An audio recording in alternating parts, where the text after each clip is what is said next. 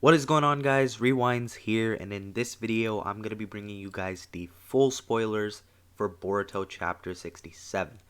So pretty much, if you guys haven't seen one of these videos from me before, this is going to be the full summary, so that's what I mean by full spoilers. You're going to get every little detail.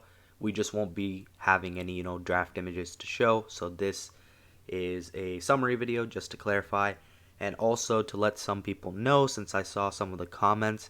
Some people think that a few of the spoilers I posted in my previous videos today are fake spoilers. So if you're someone that has been around on my channel for the last couple months to a year or so, and you know that I cover all real spoilers, be sure to let people in the comments below know that so they don't mistaken it as fake. But anyway, let's get on with this video. First off, we're going to be starting with part 1, which seems like it's going to be pages 1 through 12, so 29% through the chapter. And once again, shout out to Organic Dinosaur for all of this. Wouldn't be possible to make these spoiler videos without all these translations, so shout out to Organic Dinosaur. Let's get started. Okay, so to start off part 1 of this summary, the chapter 67 is titled Rift. The cover of this chapter is going to be Ada playing with her hair, and it says, "When you gaze at her, you'll become captivated and fall victim to her." The header for the chapter says, "It's a cruel destiny for those who are at the mercy of karma. What do they see in their futures?" The side text on page 2 says his brother was going on a rampage. In order to stop him, Kawaki, who acquired a power in his right hand, pierced straight through Boruto's chest. So scene 1 is titled The Aftermath, and it's going to be pages 2 through 12. So the chapter opens up right where we left off. Boruto is still laying motionless with a gaping chest wound and his limbs akimbo. Naruto immediately rushes over to Boruto, trying to rouse him. Naruto, who's still in sage mode, lifts up Boruto to take a closer look at the extent of the damage and body condition. Naruto says, "Boruto, this can't be happening." "Oi, Boruto, no way." Meanwhile, Kawaki still has his karma and left eye activated. There's only 3 visible triangles in his eyeball for now. He's staring at Naruto and Boruto. Code still has a sweaty and nervous Shikamaru as hostage. Code then starts talking to Ada. Damon is still fast asleep in her lap. Code says, "Oh geez, I never thought that something like this could happen." Ada says, "Don't just be like, oh geez, Code. Wasn't Boruto-kun an important living sacrifice to you? He was going to be used to cultivate the divine tree, right? What are you going to do if he dies there like that?" Code says, "There's nothing I can do about that now, right? It's an act of God, you know. That guy, Kawaki, regained his karma. Surely no one could have imagined that he'd kill Boruto." Ada says, "Well, don't misunderstand me, but I have no intentions to somehow interfere with what your objectives are, alright? But I have one thing to say to you. Don't even think of doing something stupid like trying to use Kawaki as the living sacrifice as the substitute for Boruto. I won't forgive you for doing something like that, you know." So, it seems like this might be building up a conflict between these two perhaps from here on. Code says, "Well, on that note, there's no way that I could give you a simple answer about that right here and now. I'll be back soon. Let's meet up and talk it through." Code suddenly slashes the ground with 3 claw marks on his left. Kawaki takes notice. Now we're on page 5. Code says, "Look what you've done to me, Kawaki. How dare you do that to the precious living sacrifice? There's a pressing issue, though. I'm going to retreat for a bit, but listen up. Remember this. Even if you acquire power, things will still be the same for you. You'll never be free for as long as you live. You'll always be at the mercy of something else. From now on and forever, I understand what it's like to have that kind of destiny." Kawaki glares back at Code. Code then releases Shikamaru from being a hostage, kicking him in the back and away from himself. Shikamaru says, "Erg." Shikamaru is able to gain his footing into a kneeling position. Code is freely falling backwards, trying to escape into his prepared claw marks. Code says bye, see you next time.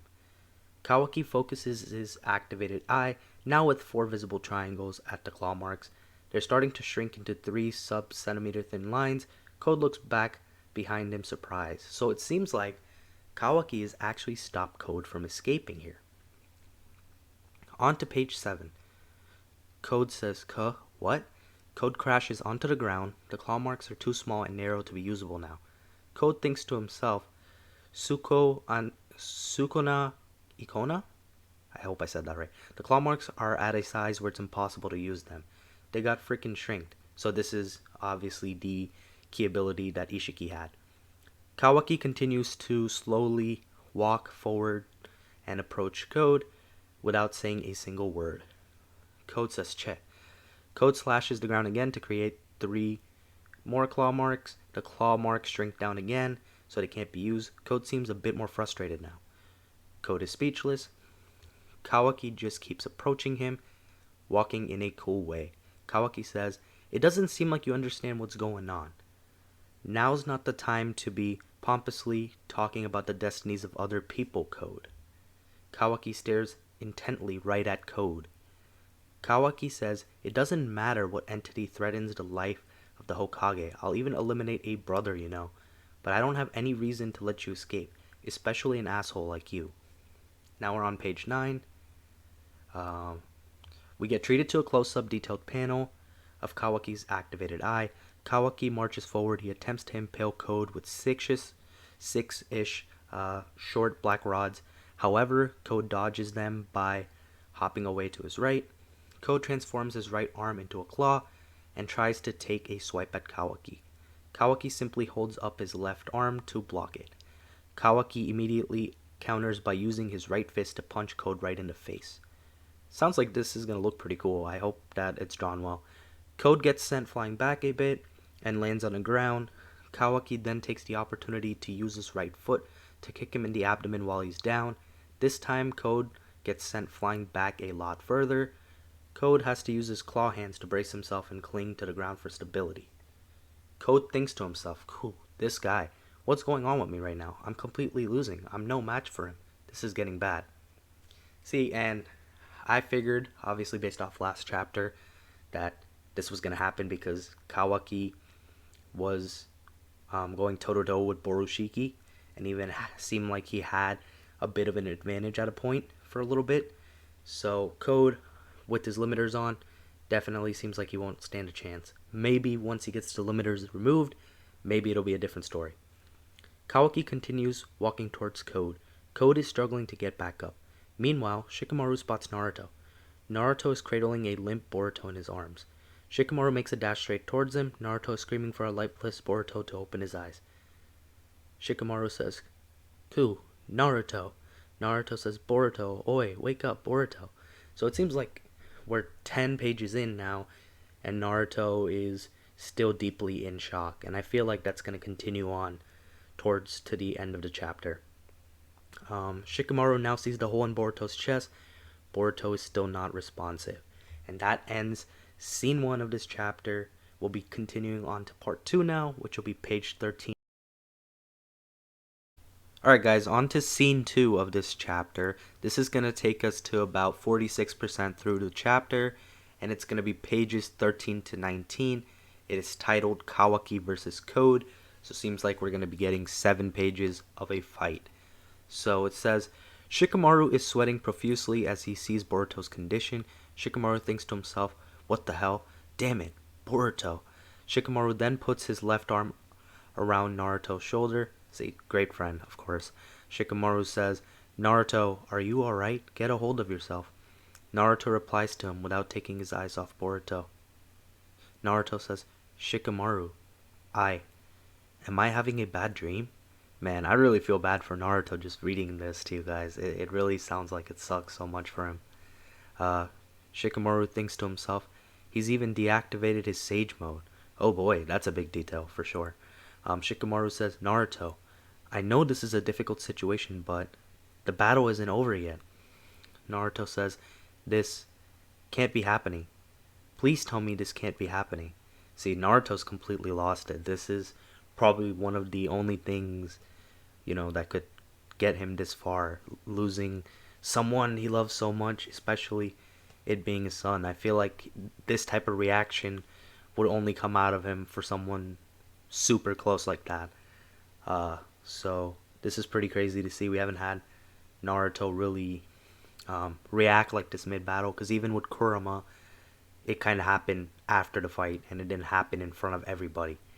So it was different. So this is pretty interesting to see Naruto as an adult in a situation like this on a battlefield. So Naruto is still looking down at his lap. Despite Shikamaru's pleas, Shikamaru raises his voice. He says, "Naruto." There are explosions in the ground right next to them from behind. Code has jumped into the air, emerging from a cloud of dust. Kawaki has wounded his right arm back for another strike, or maybe meant to say wound his right arm back for another strike. Maybe I read that wrong. Code's left transform arm blocks the blow. Shikamaru just keeps observing the battle from further away. Shikamaru says, "Kawaki's cornering Code. It's going to be a nuisance for us if we let him away. I'll back you up and we can bring him down all in one go, right here, right now." Naruto. Despite Shikamaru's urging, Naruto just continues to stare down at Boruto. Shikamaru is speechless. Shikamaru then explodes at Naruto and starts to scream even louder at him. Shikamaru says, "Can you get it together? Aren't you the Hokage, you asshole? This is something that Boruto chose for himself, in order to protect all of us. Now's not the time for a parent like yourself to be so disheartened and wimpy." I mean, I understand where Shikamaru's coming from, of course, but, I mean, Naruto, I feel like Naruto is also in the right in his own way here, too. Naruto continues not to make eye contact with Shikamaru. We're on page 16 now. Meanwhile, the battle rages on between Code and Kawaki. The scene suddenly shifts to them in the midst of battle. 3 short black orbs have pierced Code's left shoulder. Code gets pushed back again. Code says, "Kuh." Kawaki is still stalking Code, advancing towards him in a menacing way. Code thinks to himself, "Shit, I'm gonna get killed at this rate. How is Kawaki doing this? Right now, I'm..." And then Kawaki is now an arm's width away from Code again. Code is trying to get up and off the ground after dealing with Kawaki's last attack. Kawaki raises his left palm right and aims it right at Code's face. Kawaki is charging up energy in the center of his palm. He's in point blank range. So it sounds like he's doing his finishing blow move that we also see so much in the anime. Kawaki says, "You said that someone wanted to meet me, but I don't know anything about their motives. If they dare and try to oppose the Hokage, I won't have any mercy for them either." Code suddenly pulls back his cloak with his left hand. With his right hand, Code starts to digging into the claw mark that's splitting his face and hairline. There's 4 triangles in Kawaki's eye. Kawaki says, "But at any rate, I'll be starting with you, you asshole." On page 18 now, a huge blast engulfs the battlefield. Naruto is still clutching on Boruto's lifeless body. Shikamaru braces for the aftershock and dust. However, he spots something in the clearing clouds. It's Kawaki's body, which seems unresponsive. It's as if he himself has taken most of the damage from the attack. Shikamaru thinks to himself, "What?" Kawaki tumbles backwards and rolls over his own head as his body slides along the ground from the blast impact. He then ends up laying face down on the ground, limbs akimbo. He hasn't made a single noise. Shikamaru and Naruto are shocked. Naruto is surprised, but doesn't say anything.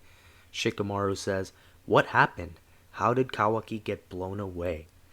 And I did cover this part in one of my earlier spoiler videos, because there was a little page that was redrawn, and we'll just see when we get there to part 3, but it's because of a certain character. So let's jump over to part 3 real quick. Okay, so part 3 is going to be taking us to 59% through the chapter.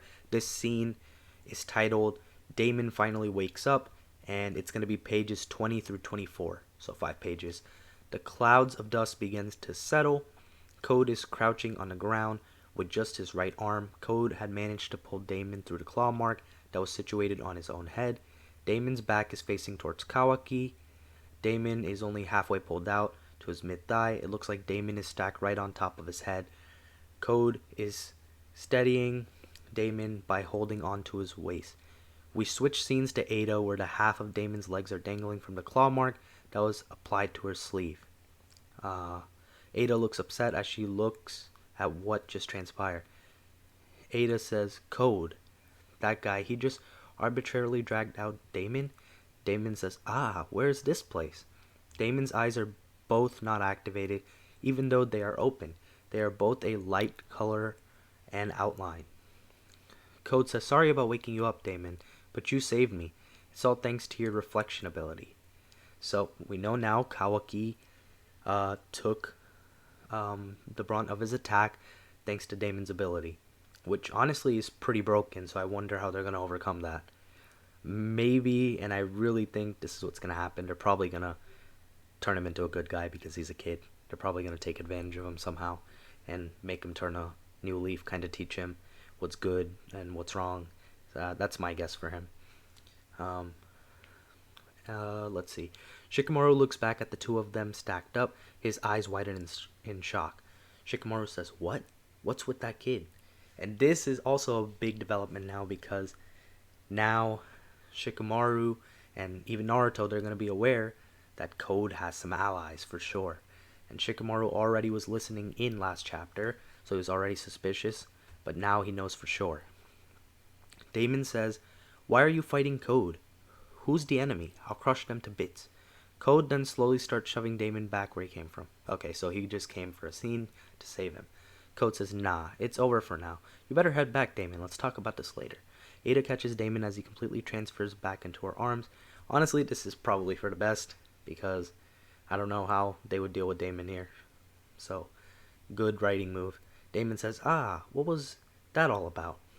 Ada says, that was such a selfish trick for you to pull off. Code, at least Kawaki is safe, right?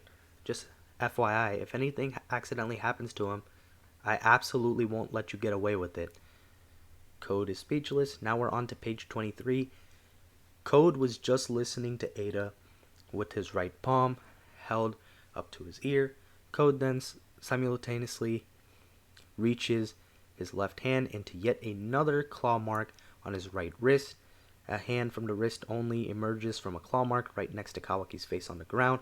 Kawaki is still motionless and he hasn't made any noises. With two fingers, Code takes Kawaki's pulse on his carotid artery on the side of his neck. Code says, don't worry, Ada. Your prince is alive. Ada says, I see. That's a relief. But you're the one who ought to be relieved. Depending on your answer, I would have sent Damon back over there in order to dispose of you. Damon is just kicking back and relaxing. Damon smirks a bit. Damon doesn't say anything. Code doesn't say anything. Kawaki is still laying there face down.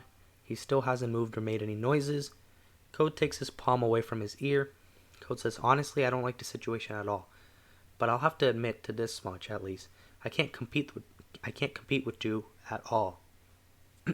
Especially if I'm in the state that I'm currently at right now. Kawaki, I'll have to release my limiter and make Amado restore my true power. Okay, and this is definitely, I'm sure, foreshadowing a future fight, of course. Shikamaru looks over, but Code has already disappeared straight into a claw mark. Two fresh ones were made in an X shape. Shikamaru says he freaking got away. Naruto turns his head to the side to stare at Shikamaru from the corner of his eye. He then sees an unconscious Kawaki laying on the ground. And that is the end of part 3. So it seems like the battle might actually be over. Code had to make his escape. They definitely will battle in the future at some point again, I'm sure. But for now, it seems like the fight is over. Let's move on to the next part. Moving on to part 4 now. This is going to take us to about 73% of the chapter. And scene 4 itself is titled Shikamaru Naruto Chat. Pretty self-explanatory, so we're going to be getting 6 pages of that. It starts off with Shikamaru continuing to advise Naruto. He's visibly stressed out here. Shikamaru says, about Kawaki, we'll have to think about how to deal with him from here on out. Naruto says, think about? What do you mean by that? Shikamaru said, hasn't it already been decided? He killed a comrade with his own bare hands. Even if we take the extenuating circumstances into account, he did that without any hesitation. Naruto says, as for what Kawaki did, the onus wasn't just on him. I hope I said that right, onus. Okay. Shikamaru said, maybe that's the case, but we would have had to deal with Momoshiki's power sooner or later. We might have not had any other options but to deal with him like that anyway. But, from my perspective, the most problematic thing is the fact that the bastard will do whatever it takes for the sake of his goals. He made that pretty clear during this recent incident.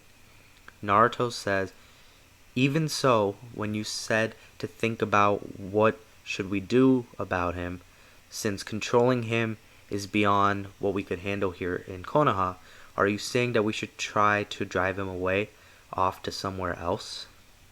So maybe this is going to lead to a Boruto slash Kawaki split, because, I mean, we're pretty sure Boruto's going to somehow be back, because he's alive, time skip, right? But the question is, what are they going to do with Kawaki? Even Naruto is somewhat considering this now, from what it sounds like. Shikamaru says, that's not what I meant. We also have to uphold our reputation with the other villages. We can't just unilaterally abandon all responsibility of him. That's the reason why we have to figure it out what to do. There will probably be some backlash within the village, since the public opinion of him is bad enough as it is already. Naruto says, that guy is a brother to Boruto. He's just like family to us too. No matter what happens or what anyone says, during times like this, if he can't have his family by his side, who else would be standing up to support him?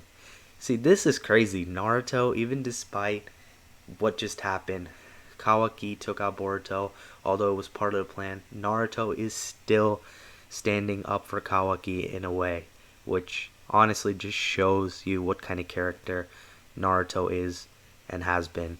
So, good stuff over here. Shikamaru says, so this is how you really feel? Naruto, you said that Kawaki is a member of your family right now. So from the bottom of your heart, you really think so? Naruto says, stop. Shikamaru says, he killed your son. Naruto starts yelling back. Naruto says, didn't I tell you to stop? Suddenly, Boruto's right hand, with karma still embedded into his palm, starts lifting up. Boruto bumps Naruto's chest with the back of his hand.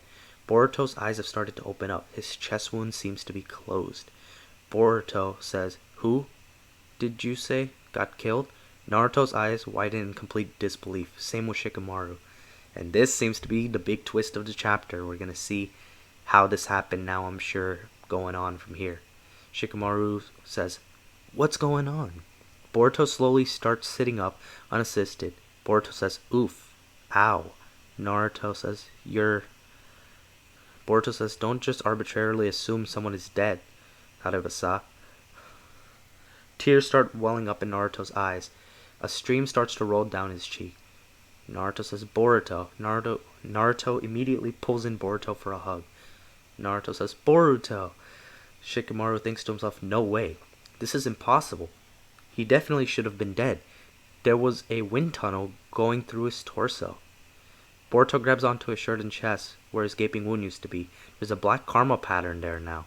Shikamaru thinks to himself, what is that? And that wraps up part 4. Boruto is alive somehow. I'm sure, just guessing off the top of my head. Scene 5, I'm assuming, is just going to be the final scene, and I'm sure that's going to explain what's going on now and maybe set up a little bit for next chapter. Alright guys, so this is the final part like I predicted. This is going to consist of pages 31 to 41, and this is titled Momoshiki Boruto Chat. So it seems like most of this chapter has been pretty dialogue heavy, moving a lot of events along in the story, and it seems like this is just one of those chapters that we could have used because we have gotten a lot of action the last 2 chapters, and this chapter still showed some action with Kawaki versus Code, so it's not like there wasn't any action at all. It just seems to be a nice blend of both, in my opinion, just based off of this full spoiler summary so far.